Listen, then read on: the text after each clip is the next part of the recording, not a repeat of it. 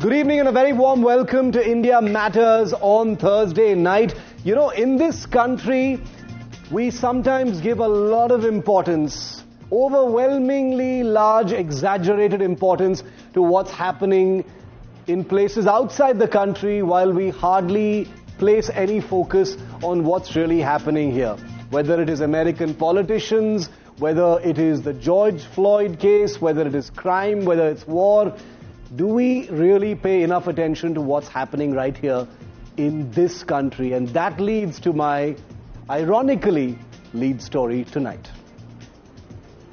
So, Zohran Mamdani, filmmaker Meera Nair's son and part-time revolutionary, full-time Modi beta, is now in pole position for the mayor of New York City. And I know what you're thinking. You're thinking, Shiv, you just said it's ironic that we pay so much attention to what's happening outside the country. Well, I accept that irony because this is my lead story. Well, predictably, the Indian internet as well is completely lit up by this one name. He's trending, not because of his politics or the city he's contesting in, but because he's the son of that Meera Nair. That's right, monsoon wedding wali Meera Nair.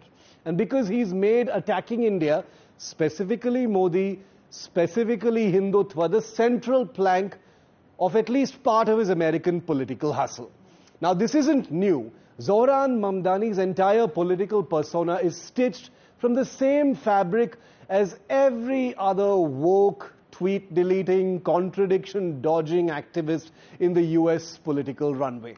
The same playbook: scream about Muslims in India, never about Uyghurs in China, preach inclusion and how the NYPD must be defunded because it isn't woke enough, but delete those very posts when you finally are within striking distance of the mayor's chair. Let's be clear, Mamdani isn't winning hearts in India. Well, actually he is. He's selling fear, though, about India to an American audience that laps it up. But I'm not surprised he's actually getting all this traction. Is anyone really surprised? I'm seeing a lot of negative reactions from some Congress MPs and some BJP MPs and some prominent commentators. And I'm wondering why everyone is so triggered by Mamdani, and why is anyone really surprised by his political success? This is, after all, Trump's America, where even a self-declared communist can find fertile ground among the anti-establishment fringes. He knows that pockets of radical progressives will show up and vote for someone who calls landlords enemies and cops oppressors, even while he deletes his old tweets about the NYPD. What does amuse me, though, is this Indian obsession. We're more invested in the New York City mayoral primaries than our own backyard. Now, Zohran Mamdani might be trending here right now, but can you even name your local MLA or MP? I didn't think so.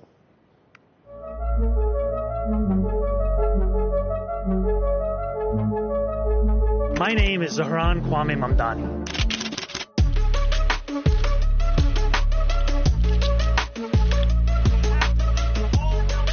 New Yorkers head to the polls in November, and the city could see its first Muslim and Indian American mayor. Self-described socialist Zohran Mamdani could become New York City's mayor after his shock win in the Democratic mayoral primary. The 33-year-old candidate beat off competition from favorite Andrew Cuomo, the former New York governor who was attempting to make a political comeback from a sexual harassment scandal. Tonight, we made history. In the words of Nelson Mandela, it always seems impossible until it is done.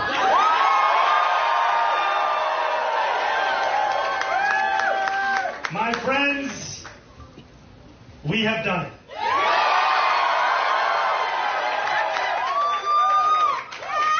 I will be your Democratic nominee for the mayor of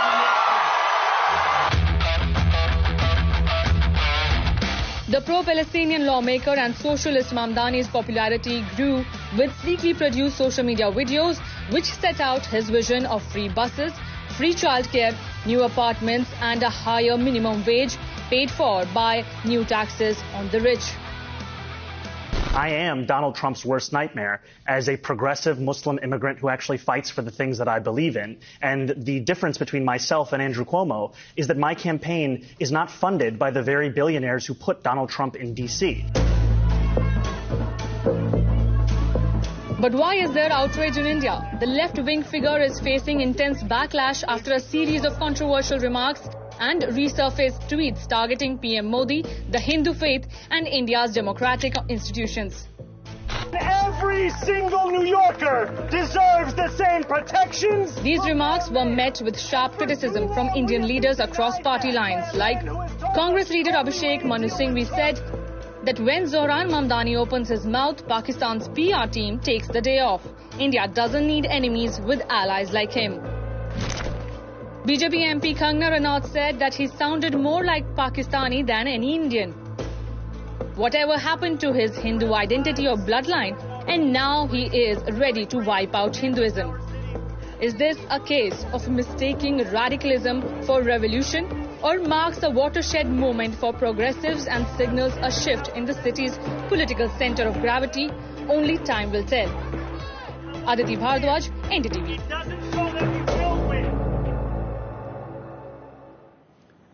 So everyone's obsessed with this big viral story over filmmaker Meera Nair's son, Zohran Mamdani, now poised to become the next mayor of New York City, the first Muslim mayor of New York City, a shock win that puts him right in the middle of Trump's America. And there are so many things being said. I'm joined now by Priyanka Deo, my NDTV colleague. She's an Indian who lives in the United States and has very sharp views on these matters, and I'm sure she does on Mamdani as well. Anish Gawande is national spokesperson of the NCP here in India. He has spent a lot of time abroad, and Anish, I notice on social media, is being called Bharat ka Mamdani, and I'm going to get into that in just a moment. But Priyanka, I want to kick it off with you. What are you making of A, Mamdani's win, and B, this huge interest in India beyond the obvious, beyond Meera Nair, beyond some of the baiting that we've seen? What are you making of this viral Mamdani moment? Namaste. Thanks for having me on the show. I think that his campaign, for sure, keep in mind, he's not a winner yet. He still has to run for mayor. So if Cuomo decides to go as an independent, he faces quite a steep battle to come. But I think the campaign is definitely energized. But you have to see, Shiv, you have to see the campaign candidate for what they stand for, right? His platform, when you actually look at it, it actually faces very, very steep practical, fiscal, as well as political obstacles in the city of New York, right? More concerning to me is some of his ideological rigidity, right? His unwillingness to kind of engage constructively with opposing viewpoints. It's almost too radical to the point where he's freaking out some of the Democrats and some heavyweight Democrats. They're saying that it is too radical. He's giving a face to the Democrat Party that they do not want. They don't want this sort of radicalism and opposition, because this is why they lost the election. They lost the election to Donald Trump. They lost all of their swing states to Donald Trump. Yeah. So they're very wary. His own party is very, very wary of just how radical he is.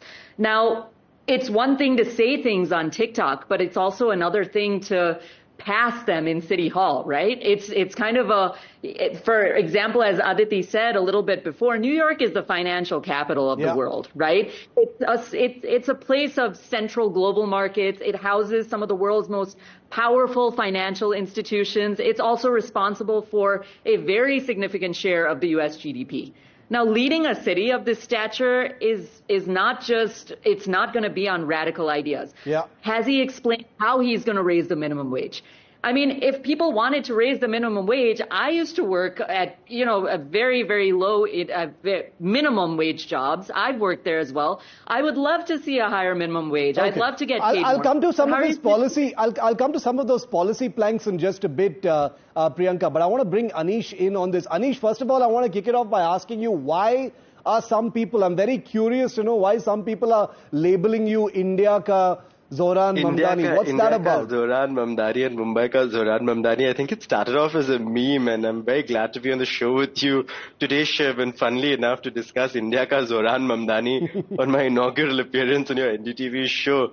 I think it started off as a meme, and I think people were commenting on all these viral videos and going off of those and saying that Anish will be the next Zohran Mamdani in India. And I found that to be really funny because for two reasons, right? One is that India doesn't need a Zohran Mamdani. We've had Zohran Mamdanis long before, who've become mayors of some of our most incredible cities, who've come to political power at young ages, and who've disrupted the status quo in many ways, in the same ways Zohran has. Now, the other reason India doesn't need a Zohran Mamdani is because so many of the policies he's spoken about, particularly in a city like Mumbai, have already been brought in decades ago. And so the fight that we're fighting in a city like Mumbai today is not to rework the wheel or bring about the progress that Zohran wants to bring about in New York, but to cement the progress we've already made. Yeah. He talks about grocery stores. In Mumbai, I grew up with Sahkari Bhandar. We talk about free buses. Which political party in India has not promised free buses today? He speaks about freezing the rent. We passed the Maharashtra Rent Control Act back in 1999. And we've got the Pagdi Tenants Action Committee and Pagdi Tenants' rights guaranteed by successive governments, regardless of which political party is in power.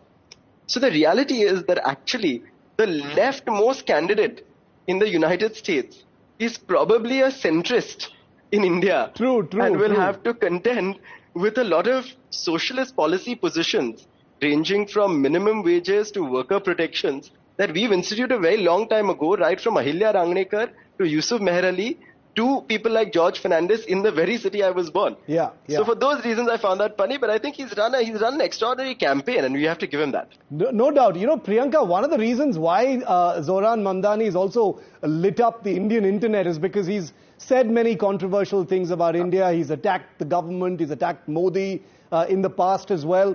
And that's perhaps one of the reasons why there's a measure of adulation from a section of Indian audiences for the man. And like the both of you have said, India doesn't need a Zohran Mamdani. Well, look, I don't think America needs a Mamdani either, because, let's face it, America has been built on capitalism. For better or for worse, it is a capitalist country. That's what it's known for. Now, that's the very essence of the U.S. system. So it is impossible. We saw that with Kamala Harris and some of her debates when she went for president, right? Those policies do not pass. They don't work. It's like a complete overhaul. How do you go from a capitalist society to suddenly a communist society? He's openly said, I want to defund the police. I don't want the police. He deleted that tweet then. Yeah. He deleted it when he started running for mayor. So he's already contradicting himself, which means, are the things he's saying great on TikTok, but how's he actually going to do them, right? Yeah. And once they win, they don't do anything. That's also been historically seen in India, I guess all over the world, not just India. But I want to come in here, Priyanka, because I think, of course, I share some of your pessimism because we've seen this narrative play out. But you can't help but feel a sense of hope in seeing someone like Zohran raise the issues that he does, right? The reality is that in a city like Mumbai today, young Mumbaikars cannot afford a home or cannot even dream of affording a home. The reality is they cannot afford to move out of their homes, out of the homes that they've built with their families. That they cannot afford to get jobs where they are paid well enough. And so these are crises that are facing our communities today that we have to acknowledge. Does Zohran have all the right answers? I don't know.